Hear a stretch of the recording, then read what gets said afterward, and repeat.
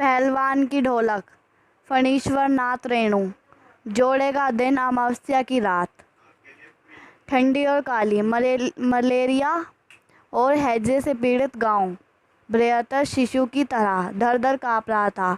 पुरानी और उजड़ी बांस फूस की झोपड़ियों में अंधकार और सन्नाटे का सम्मिलित सम्राट, अंधेरा और निस्तब्धता। अंधेरी रात चुपचाप आंसू बहा रही थी। निस्तब्धता अरुण सिसकियों और आहों को बलपूर्वक अपने हृदय में ही दबाने की चेष्टा कर रही थी। आकाश से टूटकर यदि कोई भानुक तारा पृथ्वी पर जाना भी चाहता तो उसकी ज्योति और शक्ति रास्ते में ही शेष हो जाती थी। अन्य तारे उसकी भावुकता अथवा असफलता पर खिलखिलाकर हंस पड़ते थे। सियारियों का क्रंदन और पेशक की डरावनी आवाज़ कभी कभी निस्तब्धता को अवश्य भंग कर देती थी। गांव की झोपड़ी में कहराने और के करने की आवाज़, हरे राम, हे भगवान की टेर अवश्य सुनाई पड़ती थी। बच्चे भी कभी कभी निर्बल कंधों में माँ माँ पुकार कर रो पड़ते थे, पर इसी यात्री की निस्तब्धता में विशेष बाधा नहीं पड़ती थी। कुत्ते में परिस्थितियों को ताड़ने की एक विशेष बुद्धि होती है। वह दिन भर राख के घूसरों पर गठरी की तरह सुड़कर मन मारकर पड़े रहते थे। सन्या या गंभीर यात्री को सब मिलकर रोते थे। यात्री अपनी भीषणताओं के साथ चलती रहती और उसकी सारी भीषणता को ताल ठोककर ललकारती रहती थी। सिर्फ पहलवान की ढोलक संध्या से लेकर प्रातः तक एक ही गति से बजती रहती। चटधा चढ़धा चटधा गिड़धा, अर्थात आजा भिड़ जा। बीच बीच में चाटका चटधा, चटक चटदा यानी उड़कर पटक दे। यही आवाज़ संजीवनी शक्ति भरती रहती थी। तुललन सिंह पहलवान, यो तो वह कहा करता था। लुटन सिंह पहलवान को ढोल इंडिया भर के लोग जानते हैं, किंतु उसके ढोल इंडियन की सीमा शायद एक ही जिले की सीमा के बराबर ही हो। जिले भर के लोग उसके नाम से अवश्य परिचित थे। लुटेलिन के माता पिता उसे 9 वर्ष की उम्र में ही अनाथ बनाकर चल बसे थे। सौभाग्यवश शादी हो चुकी थी, वरना महाभीमा पिता का अनुसरण करता। विधवा सास ने पाल पोस कर बड़ा किया। बचपन में ही गाय चराता, धारोषण दूध पीता और कसरत किया करता था। गांव के लोग उसके सास को तरह तरह की तकलीफ दिया करते थे। लुटन के सिर पर कसरत की धून लोगों से बदला लेने के लिए ही सवार हुई थी। नियमित कसरत के किशोरावस्था में ही उसके सीने और बाहों को सुडौल तथा मनासल बना दिया था। जवानी में कदम रखते ही वह गांव में सबसे अच्छा पहलवान समझा जाने लगा। लोग उससे डरने लगे और वह दोनों हाथों को दोनों ओर डिग्री की दूरी पर फैलाकर पहलवानों की भांति चलने लगा। वह कुश्ती भी लड़ता था। एक बार वह दंगल देखने शामनगर मेला गया। पहलवानों की कुश्ती और दाव पेश देखकर उससे रहा नहीं गया। जवानी की मस्ती और ढोल की ललकार हुई आवाज़ ने उसकी नसों में बिजली उत्पन्न कर दी। उसने बिना कुछ सोचे समझे दंगल में शेर के बच्चे की चुनौती दे दी। शेर के बच्चे का असल नाम था चांद सिंह। वह अपने गुरु पहलवान बादल सिंह के साथ पंजाब से पहल शामनगर मेले में आया था। सुंदर जवान संग प्रथंग से सुंदरता टप पड़ती थी। 3 दिनों में पंजाबी और पठान पहलवानों के निरोह की अपनी जोड़ी और उम्र के सभी पत्थरों को पछाड़कर उसने शेर के बच्चे की टाइटल प्राप्त कर ली थी।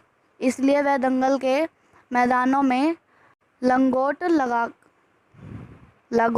लगाकर एक अजीब किलकारी भरकर छोटी दुर्बली लगाया करता था।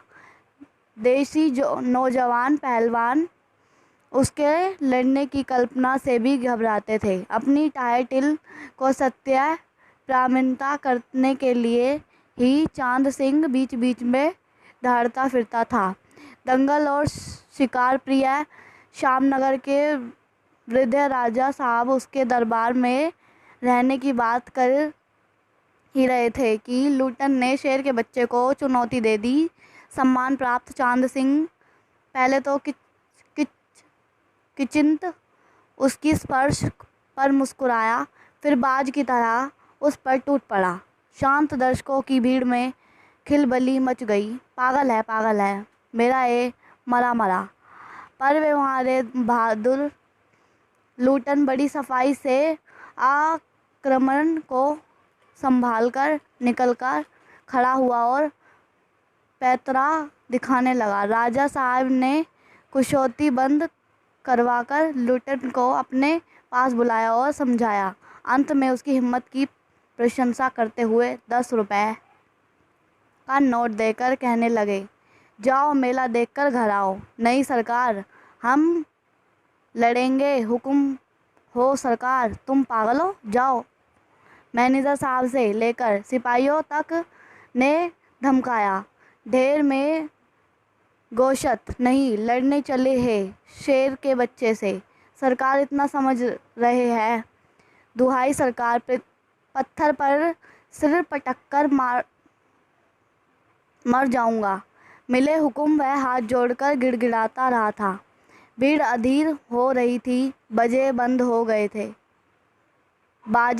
गए थे। पंजाबी पहलवानों की जमात क्रोध से पागल हो लूटन पर गालियों की बौछार कर रही थी। दर्शकों की मंडल उत्तेजित हो रही थी। कोई लूटन के पक्ष में चिल्ला उठा था, उसे लड़ने दिया जाए। अकेले चांद सिंह मैदान में खड़ा व्यर्थ मुस्कुराने की चेष्टा कर रहा था। पहली पकड़ में ही अपने प्रतिद्वंद की शक्ति का अंदाज़ा उसे मिल गया था। विवश होकर राजा साहब ने आज्ञा दे दी, लड़ने दो। बाजे बजने लगे। दर्शकों में फिर उतेजना फैली। कोलाहल बढ़ गया। मेले में दुकानदार दुकान बंद कर दौड़े। चांद की जोड़ी, चांद की कुश्ती हो रही है। चट दा गिरदा, चट घा गड़ जा। दोनों युवक पहलवान पैतराहा भरने लगे। भाव आवाज में एक ढोलक जो अब तक चुप था बोलने लगा, दक्कन दिन धाक धन, अर्थात वह पठेन वहाँ पठेन। लुटेने के चांद ने कसक दबा लिया था। अरे गया। दर्शक ने तालियां बजाई।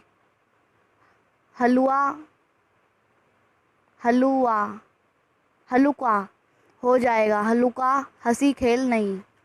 शेर का बच्चा है बच्चू। चटक गिरदा, अर्थात मत डरना।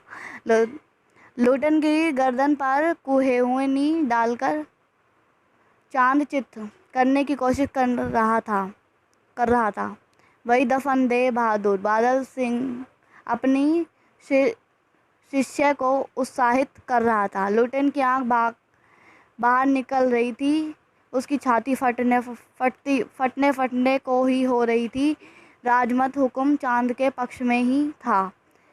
सभी चांद को शाबाशी दे रहे थे। लुटेन के पक्ष में सिर्फ ढोल की आवाज़ थी, जिसमें ताल पर वह अपनी शक्ति और दाव पेश की परीक्षा ले रहा था, अपनी हिम्मत को बढ़ा रहा था। अचानक ढोल की एक पतली आवाज़ सुनाई पड़ती है।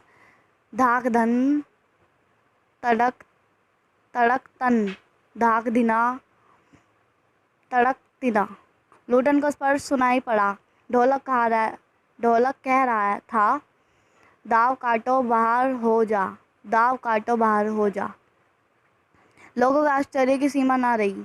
लुटेन दाव काटकर बाहर निकला और तुरंत लपलपाकर चांद की गर्दन पकड़ ली। वाह रे मिट्टी के शेर, अच्छा बाहर नहीं आएगा, इसलिए तो जनमत बदल रहा था। मोटी और भोड़ी आवाज़ वाला ढोल बज उठा। चटक धा चटकर चटक धा, अर्थात उधर पेश दे, उठावे पटक दे। लुटेन की चालाकी के दाव और जोर लगाकर चांद को जमीन पर दे मारा। धन धिना धक दिन, अर्थात चित्त करो। जनता यह स्थिर नहीं कर सकी कि किसी जय ध्वनि की जय।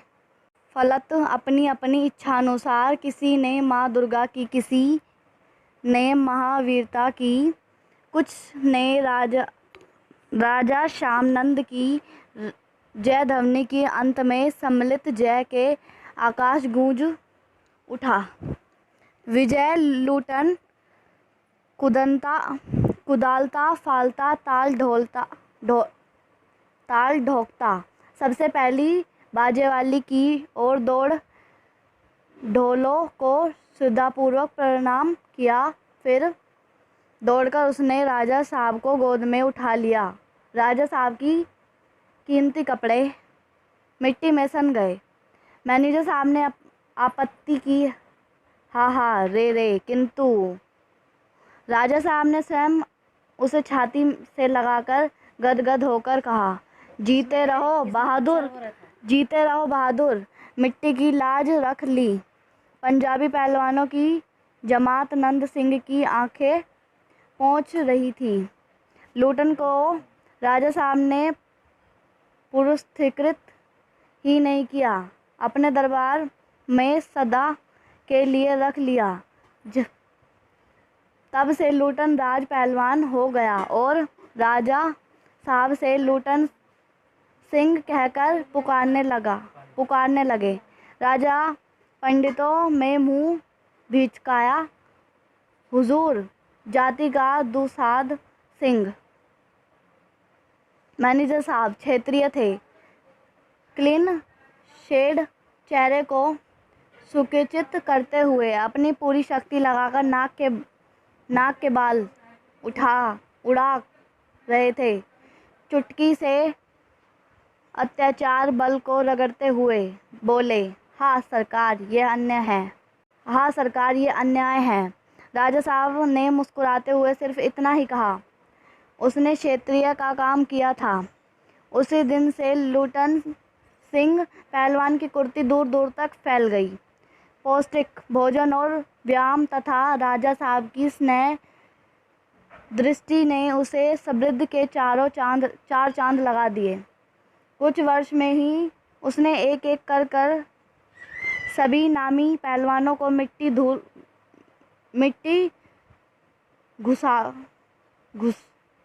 घुसाकर आसमान दिखा दिया। काला घा के संबंध में यह बात मशहूर थी कि वह जो कि लंगोट लगाकर आ ली कहकर उसने प्रतिद्वंद पर टूटता था। प्रतिद्वंद पहलवान को लकवा मार जाता है। लुटेन के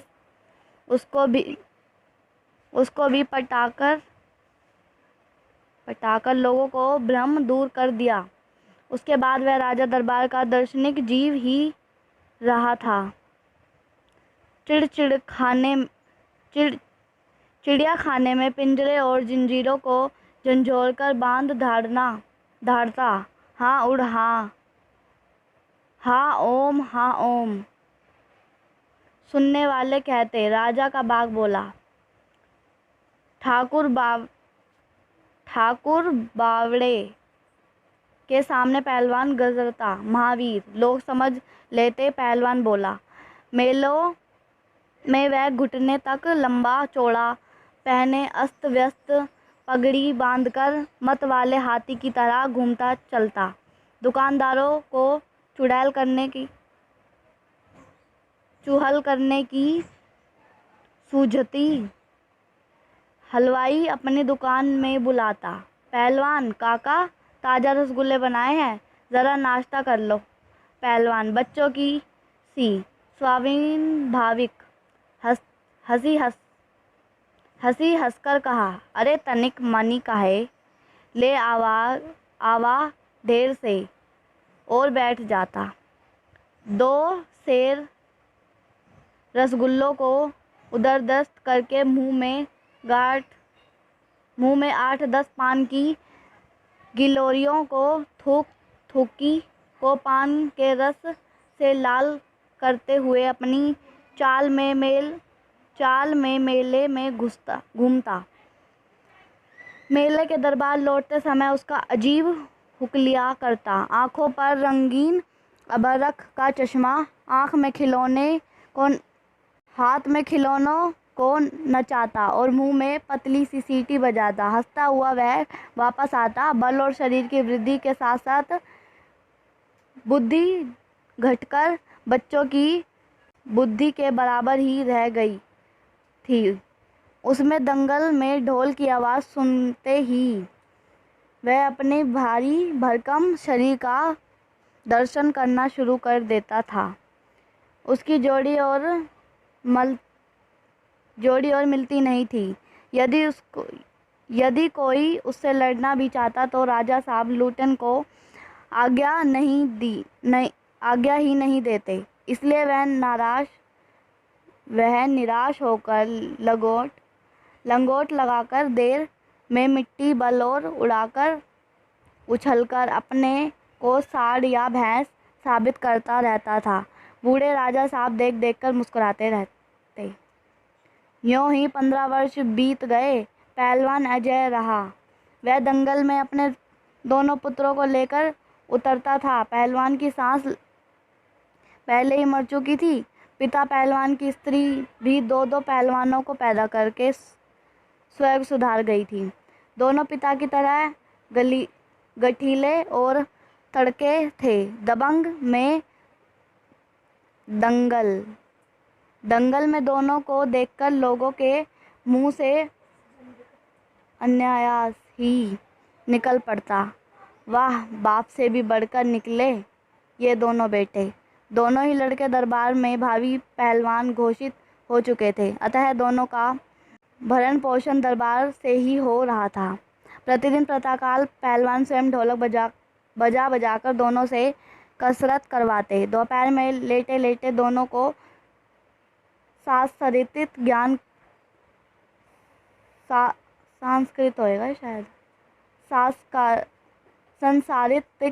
ज्ञान की शिक्षा भी देते। सांझे ढोलक की आवाज़ पर पूरा ज्ञान रखना। हाँ, मेरा गुरु कोई पहलवान नहीं, यही ढोल है, समझे। ढोल की आवाज़ में प्रताप से ही मैं पहलवान हुआ। दंगल में उतर सबसे पहले ढोलों को प्रणाम करना, समझे। ऐसे ही बहुत सी बातें वह कहा करता। फिर मालिक को कैसे खुश रखा जाता है, कब कैसे व्यवहार करना चाहिए, यदि की शिक्षा वह नित्य दिया करता था। किंतु उसकी शिक्षा दीक्षा वह किया कराए पर एक दिन पानी फिर गया। वृद्ध राजा साहब स्वर्ग सुधार गए। नए राजकुमार ने राजकार्य अपने हाथ में ले लिया। राजा साहब के समय में जो शिथिलता आ गई थी, राजकुमार के आते ही दूर हो गई। बहुत से परिवर्तन हुए।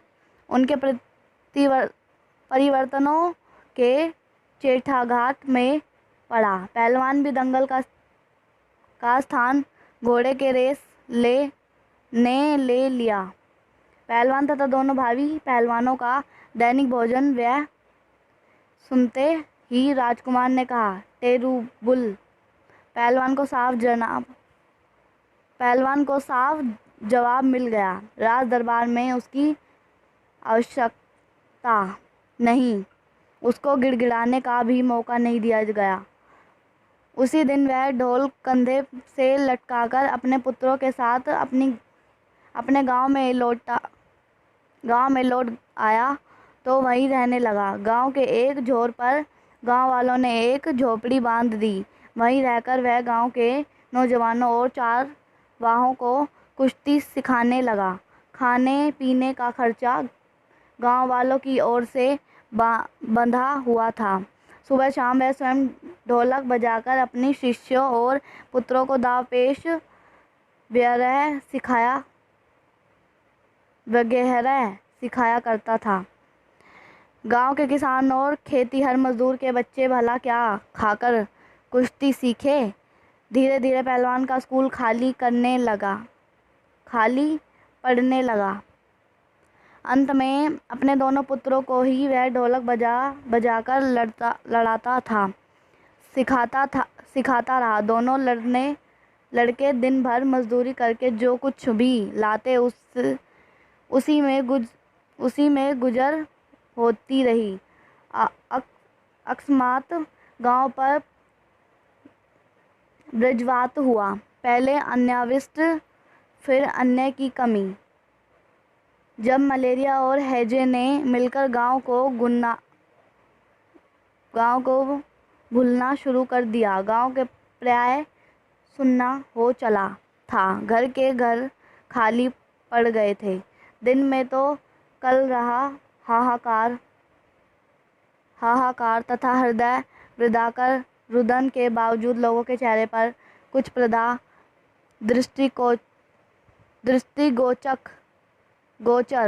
दृष्टिगोचर होती थी। शायद सूर्य के प्रकाश में सूर्यास्त होते ही लोग खांसते खूंसते खसाते अपने अपने घरों में बाहर निकलकर अपने पड़ोसियों को ढाढ़स देते थे। अरे क्या करोगे, रोकर दुल्हीन जो गया सो चला गया, वह तुम्हारा नहीं था। अब जो है उसको तो देखो। भैया, घर में मुर्दा रखकर कब तक रोओगे। कफन की क्या ज़रूरत है, दे आओ नदी में इत्यादि। किंतु सूर्यास्त होते ही जब लोग अपनी अपनी झोपड़ियों में घुस जाते तो चू भी नहीं करते। उनके बोलने की शक्ति भी जाती रहती थी। पास में दम तोड़ते हुए पुत्र को अंतिम बार बेटा कहकर पुकारने की हिम्मत माताओं को नहीं होती तथा यात्री की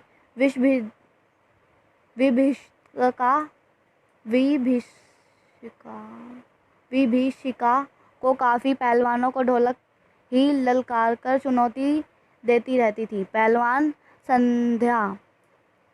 संध्या से सुबह तक चाहे जिस ख्याल में ढोलक बजाता हो, किंतु गांव में अर्धमृत ओषपोषी उपचार पथ विधिहन प्राणियों में वह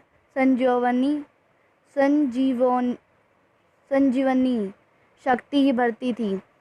बूढ़े बच्चे जवान की शक्तिहीन आँखों के आगे दंगल की दृश्य नाचने लगता था। स्पर्धन शक्ति शून्य स्थानियों में भी बिजली दौड़ बिजली दौड़ जाती थी। अवश्य ही ढोलक की आवाज़ में ना तो बुखार हटाने का कोई गुण था और ना ही महामारी की सर्वनाश गति को रोकने की शक्ति थी। पर इससे धैर्य है नहीं कि मरते हुए प्राणियों को आँख मूंदते समय कोई तकलीफ नहीं होती थी। मृत्यु से वे डरते नहीं थे। जिस दिन पहलवान के दोनों बेटे क्रूर काल के चपेटघात में पड़े, असह्य वेदना से झपटते हुए दोनों ने कहा, बाबा कहाँ पटक दो, वाला तान बजाओ। चटक चट धा सारी रात ढोलक पीटता रहा। पहलवान बीच बीच में पहलवानों की भाषा में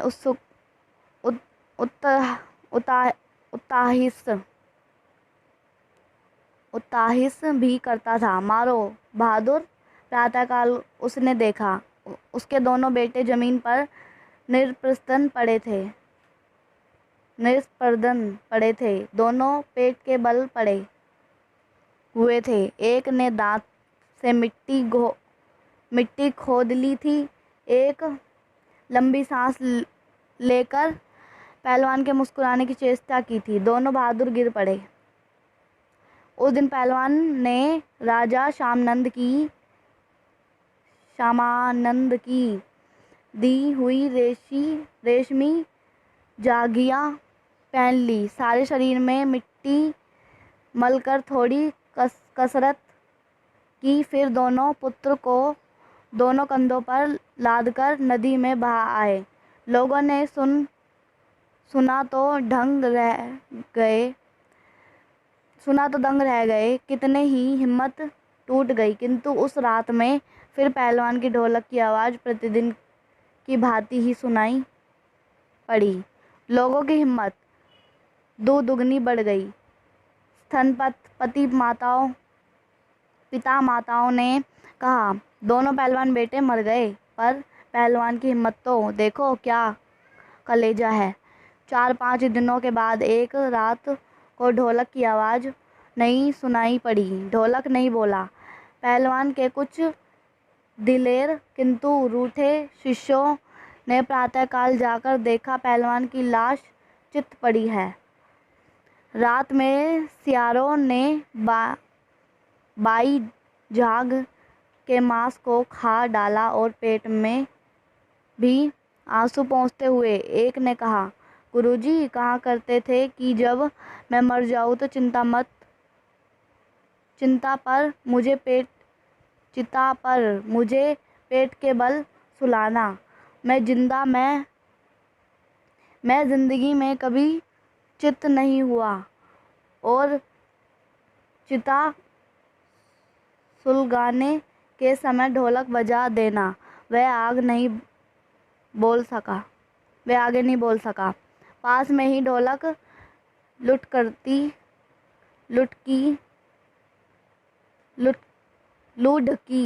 लुढ़की पड़ी थी। सियारों ने ढोलक को भोज्य पदार्थ समझकर उसके चमड़े को फाड़ डाला था।